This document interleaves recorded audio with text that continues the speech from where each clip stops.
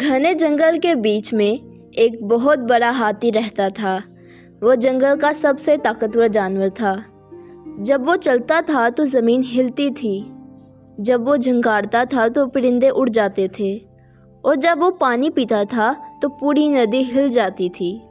सब जानवर इससे डरते थे और रास्ता छोड़ देते थे। इसी जंगल में एक नन्ही चूंटी भी रहती थी।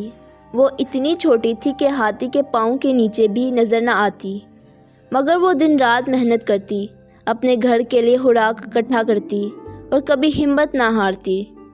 एक दिन हाथी जंगल में चल रहा था और इसने चूंटी के घर को अपने भारी पाँव तले रौंद दिया।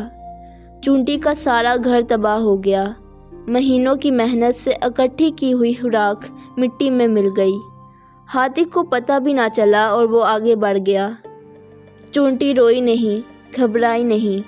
इसने बस एक लम्हे के लिए रुकी, सांस लिया और दोबारा काम शुरू कर दिया। कुछ दिन बाद जंगल में शिकारी आए।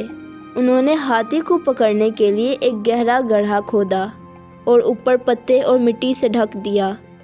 हाथी बेखबर इसी तरफ चल रहा था। चूंटी अपने काम में लगी थी कि इसने शिकारियों को बात करते सुना। इसके दिल में आया कि इस हाथी ने तो इसका घर तबाह किया था, इसे क्यों बचाए। मगर फिर इसने सोचा कि बदला लेना बड़ाई नहीं, माफ़ करना बड़ाई है। वो दौड़ती हुई हाथी के पास पहुंची और इसके पाँव पर चढ़कर काटा। हाथी ने झटका खाया और रुक गया। चूंटी ने बार बार काटा और हाथी को एक तरफ मोड़ दिया। हाथी कुछ समझा नहीं, मगर रास्ता बदल गया और गड्ढे से बच गया। जब शिकारी नाकाम वापस गए तो हाथी ने नीचे देखा और नन्ही चूंटी को पहचाना। इसे याद आया कि वही चूंटी है जिसका घर इसने तोड़ा था।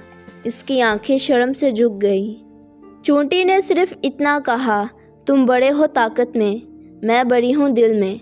हाथी ने इस दिन से कभी किसी छोटे जानवर को नज़रअंदाज ना किया, और चूंटी ने साबित कर दिया कि जिस्म का छोटा होना कोई कमज़ोरी नहीं, दिल का छोटा होना कमज़ोरी है।